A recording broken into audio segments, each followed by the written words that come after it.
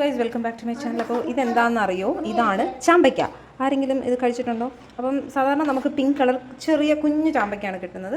പക്ഷേ ഇന്ന് ജ്യോതി നമുക്ക് ഇത്ര വലിയ വലിയ ചാമ്പയ്ക്ക കൊണ്ടുവന്നിട്ടുണ്ട്. അപ്പോൾ ഞാൻ ഈ ചാമ്പയ്ക്ക കൊണ്ട് അച്ചാറിടാമെന്ന് വിചാരിച്ചു. അപ്പോൾ അതെങ്ങനെയാണ് ചെയ്യുന്നത് ഞാൻ കാണിച്ചു തരാം. നമുക്കിനി ഇതെല്ലാം ഒന്ന് വൃത്തിയാക്കി കഴുകി ചെറുതായിട്ട് അരിയാം.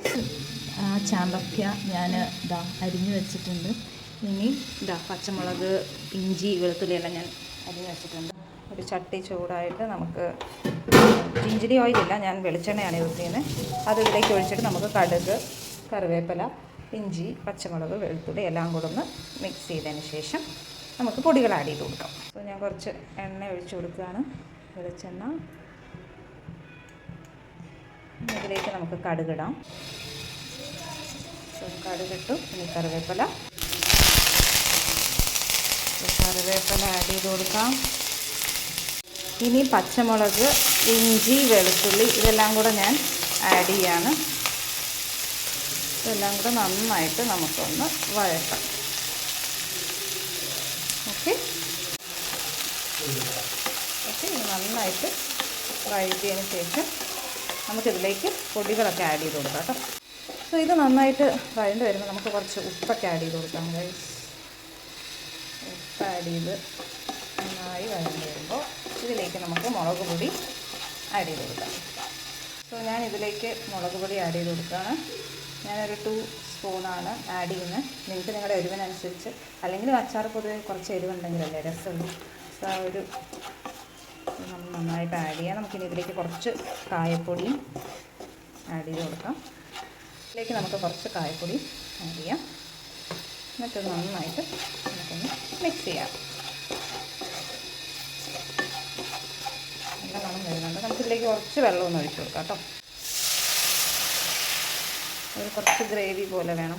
പിന്നെ ചാമ്പയ്ക്ക ഇതിൽ കിടന്ന് കുറച്ചൊന്ന് വാടണം, ഒരുപാടല്ല, ഒന്ന് വാടണം ഇതിൽ. സോ അതിന് വേണ്ടിയിട്ടും കൂടിയാണ് നമുക്ക് ഇനി നമ്മുടെ ചാമ്പയ്ക്ക ഇതിലേക്ക് ആഡ് ചെയ്ത് കൊടുക്കാവുന്നത്. ചാമ്പയ്ക്ക ആണെങ്കിൽ ഉപ്പൊക്കെ ഇട്ട് നമ്മൾ കുറച്ച് നേരം പുരട്ടി വെക്കണം കേട്ടോ, എങ്കിലേ ആ ഒരു ഉപ്പ് ഇതിൽ പിടിക്കത്തുള്ളൂ. അപ്പോൾ ഇതിൻ്റെ ചാറ് തിളച്ച് വരുന്നത് നമുക്കിനി ഇതിലേക്ക് ഈ ചാമ്പയ്ക്ക ആഡ് ചെയ്ത് കൊടുക്കാം. കുറച്ച് നേരം ഒന്ന് അടച്ചു വെക്കണം. ഈ ചാമ്പയ്ക്ക ഞാൻ ആഡ് ചെയ്ത് കൊടുക്കുകയാണ്. ഓൾമോസ്റ്റാണ് എല്ലാം അതിലേക്ക് വേണ്ടിയിട്ടുണ്ട്. ഇനി ഇത് നന്നായിട്ട് ഇളക്കുക. എന്നിട്ട് ഇതൊന്ന് കുറച്ചൊന്ന് വാടണം കേട്ടോ. നമുക്ക് അടച്ചു വെച്ചൊന്ന് വേവിക്കാം. ലാസ്റ്റ് എന്നിട്ട് നമുക്കിത് കുറച്ച് വിനീഗറൊക്കെ ഒഴിച്ച് നമ്മുടെ അച്ചാർ ഇതാക്കാനുള്ളതാണ്. നന്നായിട്ട് നമുക്കൊന്ന് അടച്ചു വെച്ച് വേവിക്കാം കേട്ടോ. അടച്ചു വെച്ച് ഞാൻ വേവിക്കുകയാണ്. ഒരുപാടല്ല, ഒന്ന് വാടണം, അത്രേ ഉള്ളൂ. ഓക്കെ, നമുക്കൊന്ന് വെയിറ്റ് ചെയ്യാം. നമ്മുടെ അച്ചാർ റെഡിയായി ഗൈസ്. നമ്മുടെ ചാമ്പയ്ക്ക കൊണ്ടുള്ള അച്ചാർ റെഡിയായി, നല്ല ഇതുണ്ട്. നമുക്കിനി ഇതിലേക്ക് കുറച്ച് വിനീഗർ ഒഴിച്ചു. ഇത് ഓപ്ഷണലാണ്. ഇതിപ്പോൾ കുറച്ച് ദിവസം ഇരിക്കണമല്ലോ, അതിന് വേണ്ടിയിട്ടാണ് ഞാൻ ഒരു 2 നല്ല ഇതിലേക്ക് ആഡ് ചെയ്തിട്ടുണ്ട്. സോ നമ്മുടെ ചാമ്പയ്ക്ക അച്ചാർ റെഡി ഗൈസ്. അപ്പോൾ എല്ലാവരും ഇത് ട്രൈ ചെയ്ത് നോക്കൂ, സൂപ്പറായിരിക്കും. ഇത് ചൂടാറിയതിന് ശേഷം ഞാനൊരു ഭരണിയിലേക്ക് ഇട്ട് വെക്കുന്നതായിരിക്കും. ഓക്കെ, അപ്പോൾ വീണ്ടും ഇത് ഭരണിയിലിട്ട് കഴിഞ്ഞിട്ട് ഞാൻ കാണിച്ചു തരാം കേട്ടോ. അപ്പോൾ നല്ല ചൂടാണ്, നല്ല സ്പൈസിയാണ്, നല്ല മണം വരുന്നു കായത്തിൻ്റെയും ഒക്കെ. ഓക്കെ ഗൈസ്, നമ്മുടെ ഈ ചാമ്പയ്ക്ക അച്ചാർ